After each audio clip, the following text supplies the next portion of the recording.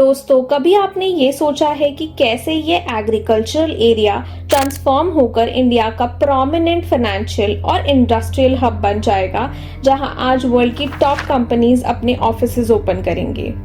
हम बात कर रहे हैं हरियाणा स्टेट में लोकेटेड गुड़गांव की। आइए डिटेल्स में समझते हैं गुड़गांव का एक कॉरपोरेट हब बनने तक का सफर। बात करते हैं कुशाल पाल सिंह की, जिनका जन्म 15 नवंबर 1931 को बुलंदशहर उत्तर प्रदेश में एक जाट फैमिली में हुआ था।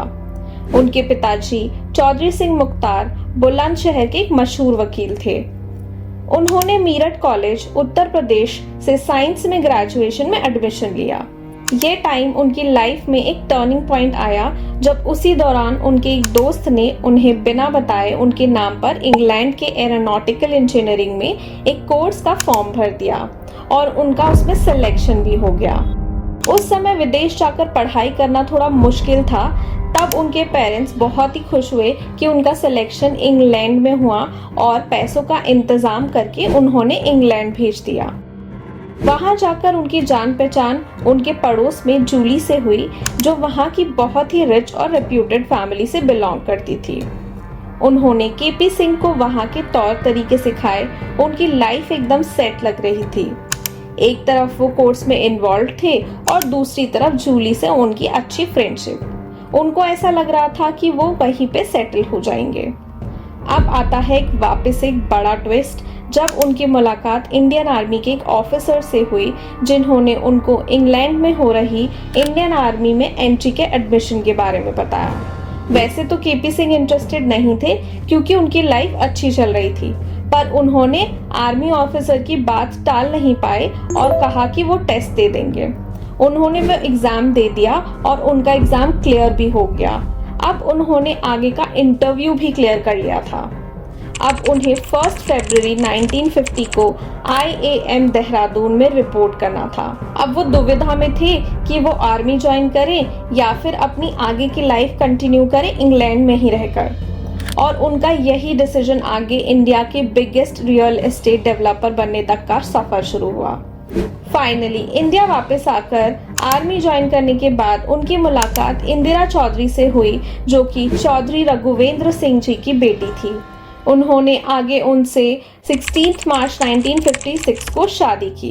क्योंकि चौधरी रघुवेंद्र सिंह जी का कोई बेटा नहीं था, तो साल 1959 में उन्होंने अपने दामाद केपी सिंह को DLF कंपनी संभालने का प्रस्ताव रखा और उन्होंने उसको एक्सेप्ट किया। DLF को आगे बढ़ाने का फैसला लिया। अब आपको थोड़ा बैकग्राउंड दे देते हैं कि रघुवेंद्र सिंह जी ने DLF की शुरुआत 1946 में की थी और 1950 में DLF ने दिल्ली में जमीन खरीदी और काफी रेसिडेंशियल कॉलोनीज को डेवलप किया, जैसे model town, Rajouri garden, Krishna Nagar, south extension, greater Kailash colony और हौस खास। उनका बिजनेस अच्छा ही चल रहा था कि तब दिल्ली गवर्नमेंट ने दिल्ली डेवलपमेंट एक्ट 1957 एस्टैब्लिश किया, जिसमें कोई भी प्राइवेट डेवलपर दिल्ली में लैंड को एक्वायर नहीं कर सकता था। इस एक्ट की वजह से DLF का बिजनेस मानो ठप ही हो गया था। अब क्योंकि दिल्ली के पास गुड़गांव एरिया में काफी जमीन थी, तो केपी सिंह ने अपना काम वहां शिफ्ट किया। पर अब आता है सबसे बड़ा चैलेंज। गुड़गांव में उस समय जंगल और सुनसान सड़कों के अलावा कुछ नहीं था। अब चैलेंज ये था कि कैसे वो जमीन खरीद सके जो किसानों के नाम पर थी। तो उन्होंने करीब 500 से 700 किसानों से मिलकर उनको कन्विंस करके जमीन एक्वायर किया, पर उनके पास इतने पैसे नहीं थे कि वो एक साथ इतनी जमीनें खरीद पाएं। तब उन्होंने किसानों से बात की कि वो उन्हें लोन दे और जब कंपनी प्रॉफिटेबल होगी तो वो उनका पैसा लौटा देंगे। एक दिन वो बाहर चारपाई पर पेड़ के नीचे बैठे थे तो एक कार सामने आकर रुकती है और ड्राइवर इंजन को ठंडा करने के लिए पानी मांगता है। यही उनकी मुलाकात राजीव गांधी से होती है और वो अपना पूरा डेवलपमेंट का आइडिया उनको बताते हैं और राजीव गांधी उन्हें एक मीटिंग फिक्स कर लेते हैं। बस इसी मुलाकात ने उनको आगे अप्रैल 1981 में डेवलपमेंट के लिए उनका फर्स्ट लाइसेंस दिलवाया और डेवलपमेंट मेथड सीखने के लिए वो साउथ कोरिया और मलेशिया भी गए। वापस आने के बाद उन्होंने 1982 में डीएलएफ का काम स्टार्ट कर दिया और धीरे धीरे किसानों का कर्ज भी वापस करना स्टार्ट कर दिया। अब इसी डीएलएफ को एस्टैब्लिश करने के दौरान काफी पॉलिटिकल चैलेंजेस भी आते हैं। उनके एक समय पर एक अच्छे दोस्त बंसीलाल, जो कि बाद में उनसे इतने खफा हो गए कि उनसे बदला लेने की ठानी।